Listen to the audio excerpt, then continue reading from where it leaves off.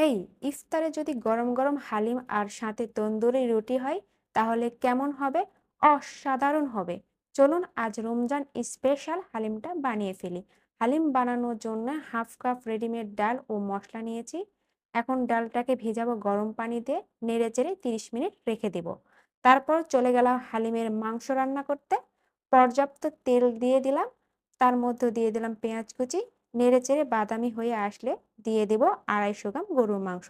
তারপর নেড়েচেড়ে হালিমের মসলা দিয়ে কিছুক্ষণের জন্য ঢেকে দিব। এখন পালা বাকি মসলাগুলো দেওয়ার। তাই দিয়ে দিলাম আদা বাটা, রসুন বাটা, হলুদ গুঁড়ো, মরিচ গুঁড়ো, ধনিয়া গুঁড়ো, জিরা গুঁড়ো আর লবণ। তারপর নেড়েচেড়ে সিদ্ধ হওয়ার জন্য গরম পানি দিয়ে ঢেকে দেব। এই যে সিদ্ধ হয়ে গেছে, এখন ডালটা ঢেলে দিব।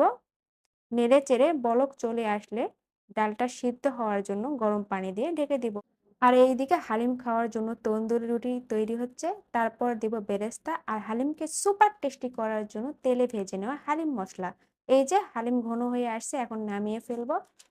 এখন হালিমকে ডেকোরেশন করার পালা, তাই দিয়ে দিচ্ছি শসা কুচি, ধনিয়া কুচি, বেরেস্তা আর সব শেষে লেবুর রস। এখন একটা তন্দুরি রুটি ছিঁড়ে হালিমের মধ্যে ডুবিয়ে সাথে একটা মাংস নিয়ে মুখে দিলে মজাই আলাদা।